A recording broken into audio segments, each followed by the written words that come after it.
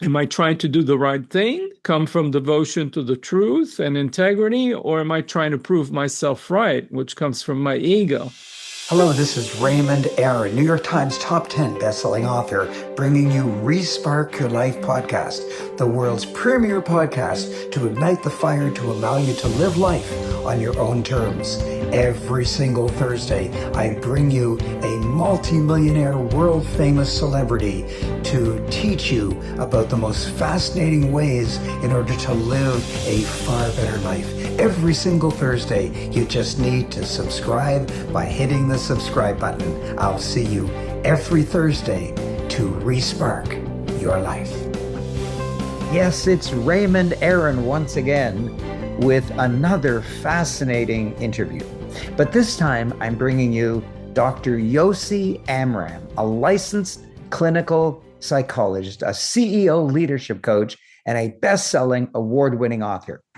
Previously, the founder and CEO of two companies, which he led through successful IPOs, Yasi has coached over 100 CEOs, many of whom have built companies with thousands of employees and revenue in the billions. Engineering degrees from MIT, an MBA from Harvard, and a PhD. He's a pioneering researcher in the field of spiritual intelligence. He even wrote the book, Spiritually Intelligent Leadership. So here I am with Yasi himself, Dr. Yasi. Hello. Hey, Raymond, thank you for the kind of introduction. Hopefully it's not going to go downhill from here, but we'll do what we can. Absolutely, an honest, humble man. So let me start off with a really difficult question. I know I'm a leader because I run a company, I founded it, I create lots of intellectual property each year that my clients love. I know I'm intelligent. I have a Mensa IQ, top 2% of IQ of the whole world's population, and I've been rated as a genius in the field of mathematics. However, and by the way, I teach spirituality, Okay. but I don't know if I'm spiritually intelligent. How do I know that? Tell me about spiritual intelligence. Okay, great. So that's a very intelligent question. And asking good questions and being open and curious is one of the qualities of spiritual intelligence. So at least on that dimension, I see you score pretty well. But what is spiritual intelligence? A great basic question. So most people know of emotional intelligence, and what is emotional intelligence? Is the ability to draw on emotional resources and information and use it in daily life. By analogy, spiritual intelligence is the ability to be aware of, draw on, and embody spiritual resources and quality and embody that in daily life. So what are those qualities and resources that we call spiritual resources? These would be things that are like purpose and service and trust and gratitude and humility and compassion, forgiveness, presence, integrity, etc. These are the qualities that have been celebrated throughout the world's wisdom and spiritual traditions for thousands of years. And these qualities emerged as universal in my interviews with 71 leaders and teachers across all the world's major traditions, including Christianity, Islam, Judaism, Buddhism, Hinduism, Taoism, shamanism, and earth-based. So when I interviewed these people that were nominated by their peers as people that walk the talk and embody their spiritual values in daily life, these are the qualities they talked about that they cultivate and embody.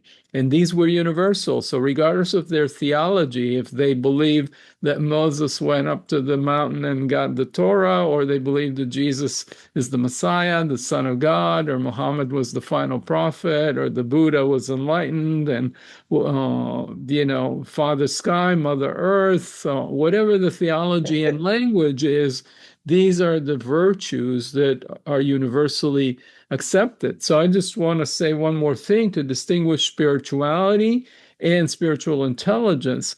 So You might have somebody maybe have a spiritual belief system. They believe in higher power. They believe in the immortality of the soul, whatever that might be. Those are important beliefs, and don't dismiss them. Or you might have a spiritual experience. You could be meditating, you could be praying, you're walking in the forest and you feel oneness with nature, your ego dissolves for a moment, etc. But that's all distinct and different from spiritual intelligence, which is the ability to embody these qualities in daily life. How do I behave in a team meeting? Am I trying to do the right thing, which has come from devotion to the truth and integrity, or am I trying to prove myself right, which comes from my ego? How do I behave when I'm driving on the freeway and, I'm in this metal box that makes me feel separate and alienated from everybody else in their car? So, these are the things that we deal with in daily life, at work, in leadership positions, or in our family, with our spouse, with our partner. So spiritual intelligence is about the embodiment of these qualities.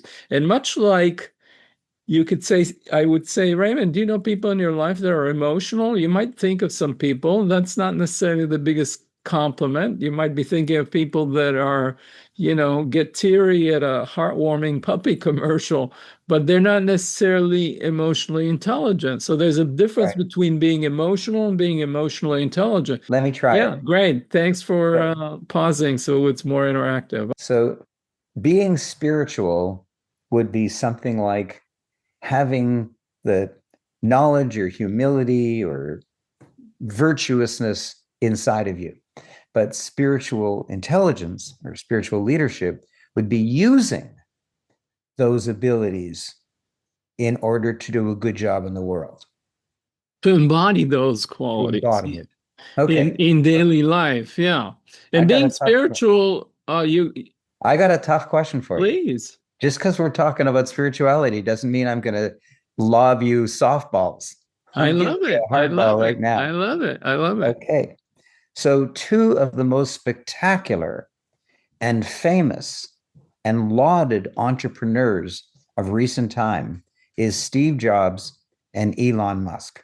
They both produced such spectacular products that were amazingly desirable to billions of people around the world.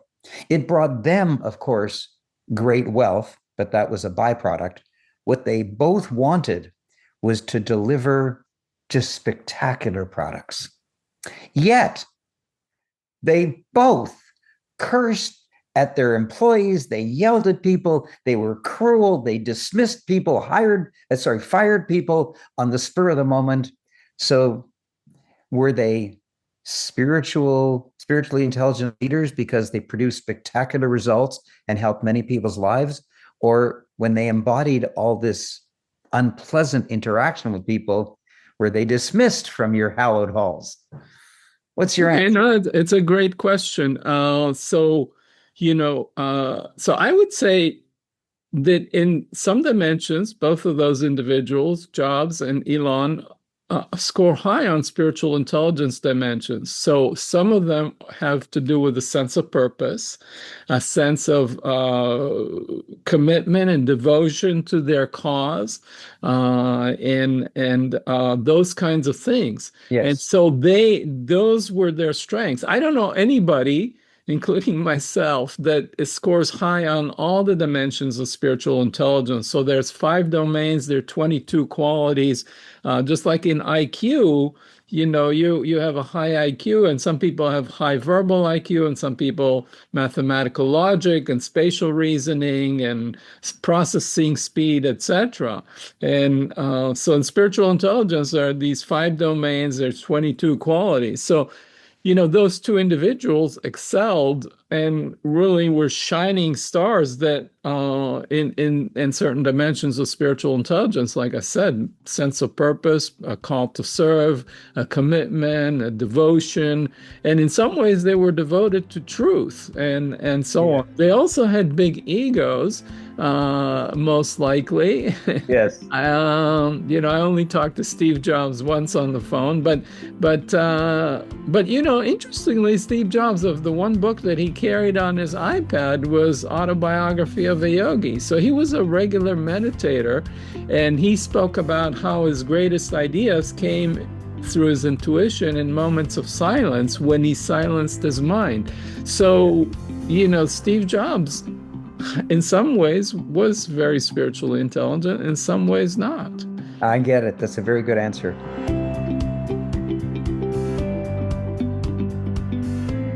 Another question, also a tough question. Okay.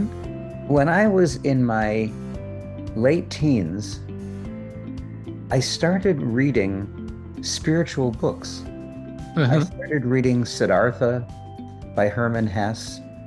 And then I went back to that occult bookstore and I said, what else you got like this? And they said, heck, read everything by Hermann Hesse. So I walked out with a foot-high pile of everything Hermann Hesse ever wrote. And then I just naturally started buying and reading other spiritual books. I never told anybody about it. I thought you just read books, who cares? But now in my later life, in my 80s, I realized that I was naturally attracted to spirituality without even knowing what it was, without having a name for it. I just had an instinctive love for it. Can you go back into your childhood and tell us, was there something there that sparked your interest?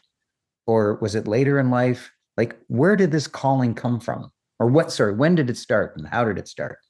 The many layers that we can peel. I mean, I would say one of them was a role model, which was my grandfather, was a refugee from Iraq. He fled Iraq as a Jew and, went through a lot of trauma, gave up all his belongings, his homes, his business, his son. My uncle was put in jail for 7 years. But he came to Israel and they started out in tents and he had to rebuild his life. But his name was Sasson, which means in Hebrew joy. And somehow, despite all of that, he was full of joy. And whatever mishaps would happen in his life, he would say this thing in Hebrew, Kol hakuva letova, or Gamzu letova, meaning every mishap is for the good. He had some kind of fundamental faith and trust in the goodness of life, and that made him super resilient, and that made a big impression on me. So I think that's one thing that kind of, even though I dismissed religion, it seemed oppressive, it didn't make sense to my analytical mind and my scientific mind and all of that, but there was something that kind of, a seed that was planted and said, there's something here. The other thing that was defining in my life was like all Israelis, I was drafted into the military after high school. And I was a shy science and math nerd kid, but to my surprise, I had the fastest promotion record in the history of my regiment and won all these leadership awards. But the command and control model of the military, which is necessary in battle, really chafed at my soul. But I was like, how do we create a leadership and organizational structure that brings out the best in people, that inspires the best of them, both as individual, but also creates a cohesive team? And that kind of became the driving aspiration that led me to want to be an entrepreneur and build these companies that I did. So that was the second thing I would say. The third thing I would say is, while I was CEO and my company was public, I was trying to relax one day and receive a deep tissue massage. And as I relaxed, my ego kind of dissolved and I had a spontaneous awakening experience where I saw the illusion of separation and that everything was interconnected and there was no separation between subject and object. Normally we think there's a me, there's a Yossi, whatever that is, that we can never define what the self is. I have my awareness and I have the object of my awareness at this moment, let's say my breath or my feet pressing on the ground. So there's three things. There's the me, my awareness, and the object of awareness. But as I relaxed, I saw that it's really all one seamless field of consciousness. And that awakening experience kind of changed the direction of my life. It also got me fired out of the company, but that's another story. Well, I have a fascinating story. I was interviewing somebody on somewhat the same topic, and I challenged him and said, Every guru says we're all one. There's no difference. And I said to myself, you know what? I seem different from this table. And I seem different from that snow. And I seem different from my wife and of the other 8 billion people on the planet. How do you say we're all one? And he gave me the most dazzling answer. And it's helped me ever since. He said, pretend you're a wave on the ocean. Okay, I got it. Can you see another wave? Yeah. Is it different from you? Darn right it's different. He said, now pretend you're the ocean underneath it. And the waves are just part of you. They're all part of the same. And that gestalt, that sudden reversal of thinking gave me the instant, I don't know what the word is, the instant insight or the instant knowing that we can be all one, even though the waves look a little bit different. Yeah, we're one, but we're not the same. There's a famous rock and roll song. I think it's you two. We're one, but we're not the same. And one other thing I would add to that metaphor is that the waves are one, and they're different, but they're not separate. So, you and me right now, I'm looking at you, and I'm not separate from you. I mean, right now we're connected Yes. through a light grid, if I dare to use that metaphor. Literally, there's a light grid, perhaps a fiber optic link that connects us. There's light that's emitting from the screen that I see you. And so we're connected. I'm connected right now to the earth through the gravitational field and to the sun. And there's nothing separate. Like, I have a plant on my desk here and some trees outside.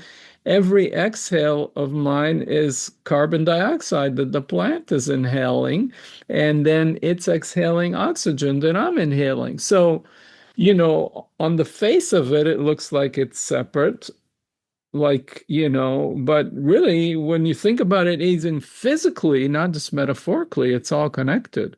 And so, yeah, I'll just leave it I at got that. it. Now, I know that you have written a book, Spiritually Intelligent Leadership. And I'm going to ask you maybe an embarrassing question because I don't want to Okay. distract from the value of your book. I love the books that I happen to pick up to read, but can you guide me? Can you name 2 or 3 books that are spiritually oriented that maybe changed your life or set you on a new course or gave you big insights? Well, I liked, oh my God. I think the Four Agreements was Oh, one. yes, I've read Uh, that. There's God is a Verb. Uh, Oh, Rabbi God. David Cooper, I believe. Okay. Um, Path with the Heart from Jack Path, Korn. Path sorry, uh, Path, what is with it? the Heart. Path with a Heart. Yeah, I think it's Jack Cornfield. Uh, Yeah, one more that's coming up is the Keduma experience. How do you spell it? Keduma, oh my God. It's means primordial in Hebrew, but it's Kedumah.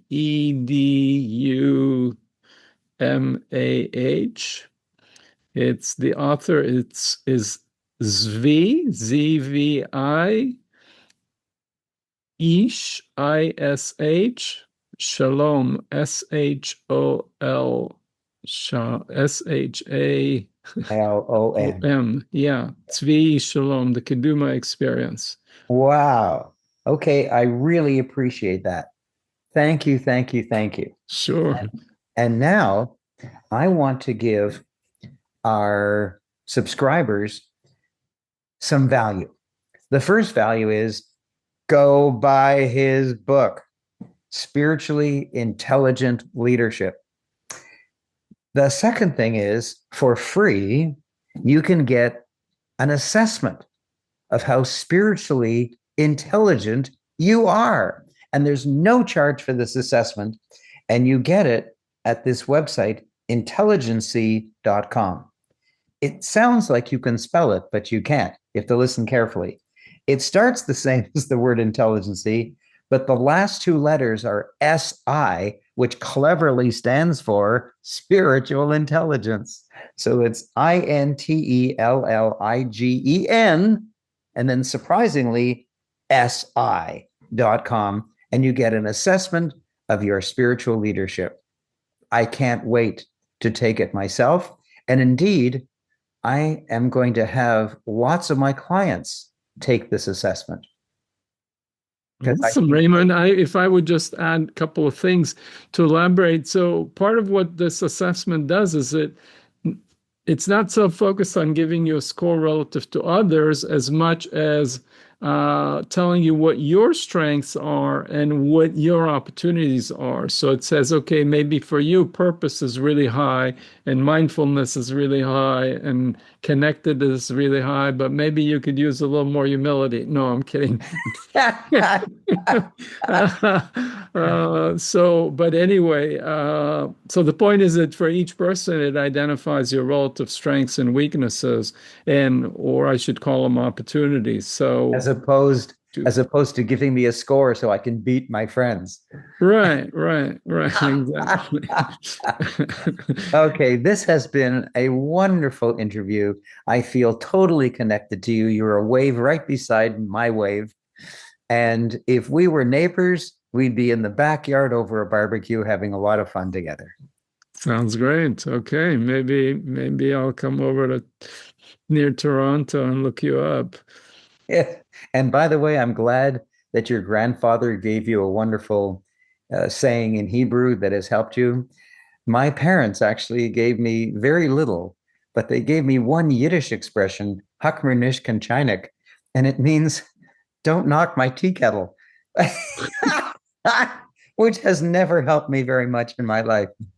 Okay, I assume you never knocked any tea kettles, but it saved you the trouble. But it gave you a laughter right now. So yes, you go. You get some humor, and it's a joke, and we're laughing together. So there's a moment of humor and joy and connection from that saying. Who knew? Thank you very much. It has been a deliciously enjoyable interview, and I will give you a giant high rating. Okay. So that other hosts will want to ask you to be their guest as well. Thank you. I'm honored and I'm grateful. Okay. That's been delightful for me as well. Thank you, Yos. Wow, I sure hope you enjoyed that fascinating episode. Please make sure you've subscribed, and please tell your friends if you like it that they will probably like it as well. For your information, this experience, this service, this podcast has been sponsored by the Orbit Coaching Program. All of my friends, all my world-famous speaker friends, all have coaching programs. Mine has been independently rated as the #1 high-level coaching program. You cannot purchase it. You have to audition for it by me personally. If you're interested, please email me at respark@aaron.com. Respark@AARON. Say that you're interested in being considered for the Orbit Coaching Program and include your cell phone number so that I personally will call you back.